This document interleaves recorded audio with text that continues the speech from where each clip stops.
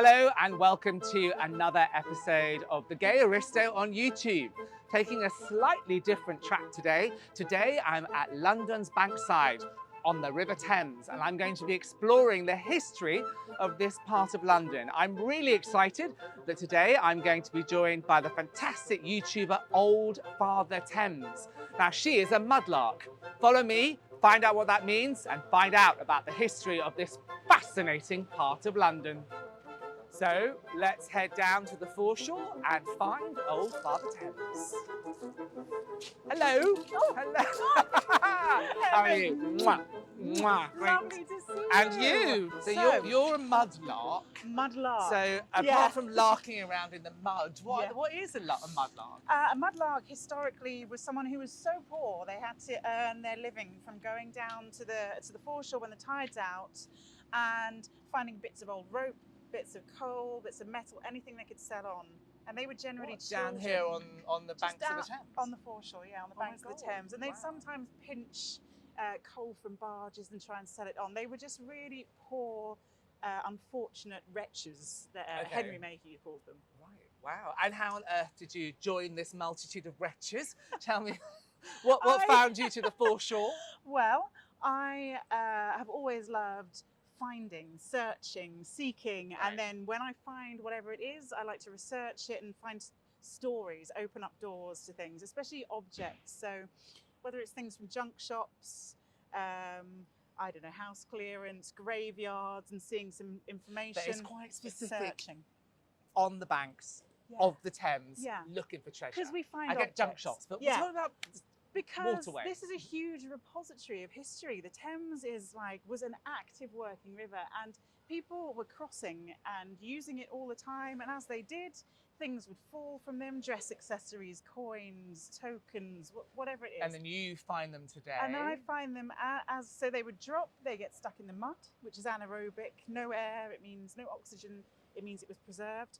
As the tide comes in and goes out, it erodes the surface of the foreshore away, and the objects are revealed. Hundreds of years later for Hundreds of years later. So then I scurry down and I try and find these objects, and I get right down close to the ground and try and find these objects and then do research about them to find out the history, piece history together. And there are other, is there a mudlarking community? Yes. How do you communicate? Is it smoke signals? It's a lot of social media, actually. Oh, right, okay. So mudlarking has grown massively in popularity over the last 3 years or so. And, it started it started years and years ago after the Second World War. There were mudlarks. In the 70s, there were mudlarks. And so it's been happening a long time. But social media has meant very large communities like Facebook groups and... Right, okay, So, And have you got a favourite find? There's something like, this is your Old Father Thames found this, that you're most proud of, or that you most love, or is the most valuable, something that means a lot to you? there's a few. There are a few finds. I love my Veronica Pilgrims badge, and I think that dates to the 1400s. It's a Pilgrims badge they would carry with them on a pilgrimage, and it represents the Veronica of Rome, which was a shroud given to Jesus Christ to dab his face down when he was on a passage, and it left the impression of his face. And so 14th century pilgrim would have had that, and then you found it in the 21st century. And what I love about these tokens is they were real exit through the gift shop items. So once you've done your pilgrimage, you would then buy a token to say, I've been to Lourdes, I've done the Camino, what's it called? I don't know. The one on your knees? Camino de Compostela. Okay. That one. I've done the Rome one. And you would put them on your hat or on your staff as you walk. Oh my God. So oh my God, almost like National Trust. I've seen the toilets at Longleat. Yeah, precisely. And you can say, I am so devout, I've been on all these pilgrimages. So anyway, probably that. And is there an energy? Do you feel, because these are like everyday items from real folk. They're from real folk. And you do sometimes, you find an object. I found a large, it's not one you can hold actually, it's a large sandstone block. And it looks to be inscribed as a grave marker. It's got a skull and crossbones. It's got 3 sets of initials. And that, there's no definitive answer as to why that's there. It's been looked at by archaeologists, but it could be a grave marker. for people lost at sea. It was found Oh my God. on the Oh, estuary really? out towards at the foot of a salt mill, a salt refinery. Yeah. Now, you won't reveal your sources and where you No. find stuff, but I believe not you can't just come down and start scavenging on the banks No, of the Thames. What do you have to do if you're interested in becoming a mudlark? Listen closely so you don't break the law. And you will get caught. You if will get caught. You will. And fined by you. And No, someone else. Not me, not me. You have to apply for a permit. Anyone can apply, but you need to apply for a permit from the Port of London Authority, and that allows you to search and to remove items. You need it even if you're going to search for something down here. You can't be permitless. Right, okay. And there are checks that happen on the river. So the river police come and stop, and they say, "Show us your permit." Right. Okay. So yeah, that's what you need. And what about rules of treasure? Because I know kind of, treasure hunters are set. Yeah. Does it belong to the Crown? Does it belong to the City of London? What's the situation? There's a Treasure Act. I think it's from 1960, 1965 or something, maybe. Yeah. And if you find something that is considered treasure, which is so if it's silver or gold and it's a coin, it has to be a hoard. It's not just one piece. Okay. Has to be at least 300 years old. Right. You contact you contact your fines liaison officer, and then they contact a coroner. It has to be checked out as treasure. It goes away. Money wise, you can keep it or sell it. You split the money. Because some go to the Crown or the government? Wherever you find it, the landowner or the tenant and yourself, you split that money. Okay. The foreshore is owned, some of it by the Crown, some of it by the Port of London Authority, so it's complicated. Okay. It's And lots of complicated steps. And if someone's been watching this on our YouTube channel and says, right, I think I would love to mudlark, what advice would you give them to set them on their way? My top tips. Well, don't come down here and expect to find amazing riches or treasure in the old sense. It's much more gentle. You don't find stuff every time you come down. You must get a permit. Right. You could book yourself on a foreshore tour with Steve Brooker, the mud god. He's a good friend of mine and has been mudlarking for years and years and years and years. You also have to report you have to have things you find that are over 300 years, even if they're not treasure, you need to record them. There's a large database where things of historical interest are recorded. You do that with the Museum of London. So it's quite exciting. You take your finds in and, they list them. What else? Just persevere. And you get to learn the foreshore. You get to understand the tides and how things collect, that kind of thing.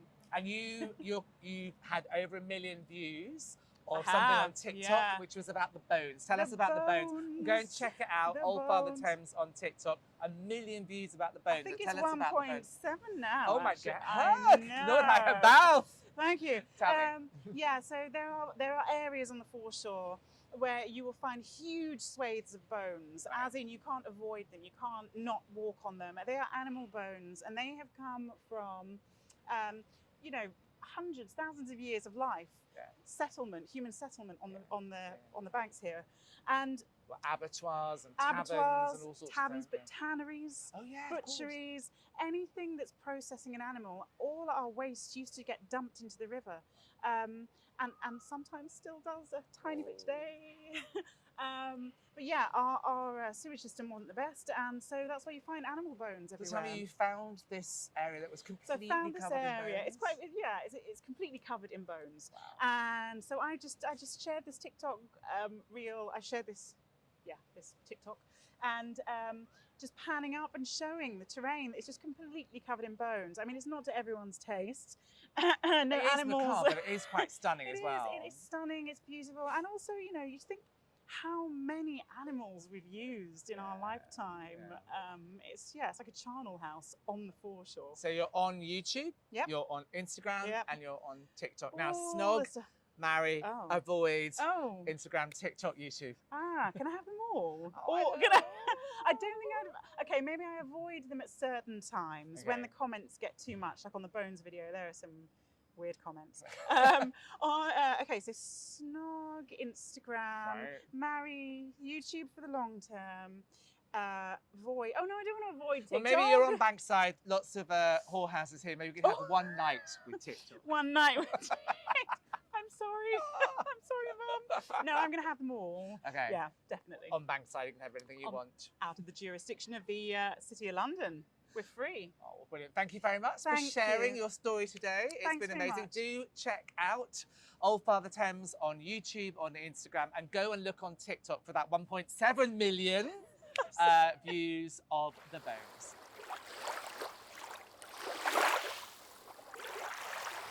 Right, so tell me, what have we got here? All right, let's dive straight in here. We've got some tobacco pipes. All right. 18th century. This one would actually have been about that long, most likely. Blimey. Probably a church warden pipe. Quite a mouthful. Quite a mouthful. Quite a, and here we've got a bit of a later one. This is a Victorian one. That's beautiful. And, yeah, Look at the detail. So there's the crown. Is it a crown? Yep. And Oh my there's God. Queen Victoria. Oh, ma'am. There she is. Ma'am. Wow. Yep. So that is a Victorian pipe. So is that like a souvenir for a coronation or This something? was the 1897 coronation, Jubilee, whatever it was, coronation celebration thing. Smoke my way for the Queen. I love it. Yeah. So yeah, it was the 1897 Jubilee. I don't know what, maybe a diamond. Anyway. I don't know. And here we go. Here's another slightly later, very late 1800s, early 1900s cross keys pipe, possibly from a tavern. The detail. And what are they made of? They are made of something called pipe clay, Right, and it's a special clay that was used to make pipes, smoking pipes. And so there we go, 18th century. And this one was church warden. This one Queen Victoria. That this one one would have been a cutty, I think, which was a bit of a shorter, like cutty sark, short shirt. That's a cutty pipe. And this Queen Victoria, I don't know, possibly a cutty as well. Actually, see, it's slightly bowed. It would have been like that long. Love it. But yeah. Super. Okay. There we go. Now I'm slightly scared by those pointy things over there. You should be. You should be terrified. Oh really? Oh God! This is the gay aristo. God knows what's going to happen. Depends if you behaved yourself or not. This Always. one. What is that? This is probably a syphilis syringe. Oh It's my made God, from serious? lead, pewter, yeah. And here you can see the plungers missing there. Thank you can God. see it's there internally. I know. Well, this little fellow here went down a little fellow. Oh my God. A gentleman's member. And you found this on Bankside? On Bankside, So possibly someone who'd been to one of the brothels around here, caught something, and this was their way of self-medicating. Exactly that. Maybe someone who'd been in a stew. Who knows? And just what's the stew? Explain to everyone what stew is. A brothel, a licensed brothel, I think. Yeah.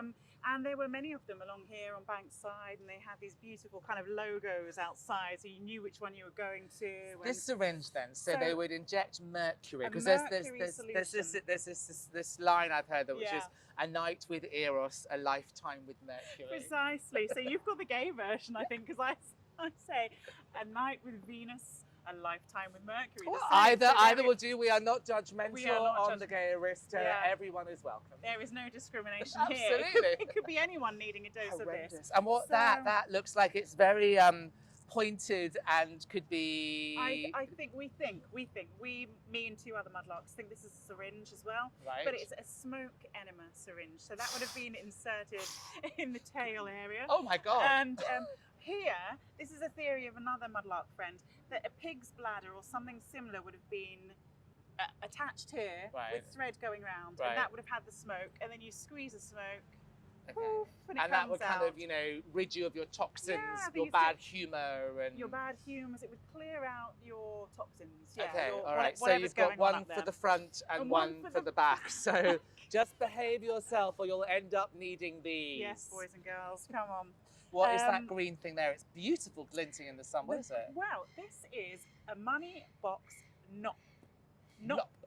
Okay, let's be clear about what that is. It's a finial, a little bobbly bit from a Tudor money box.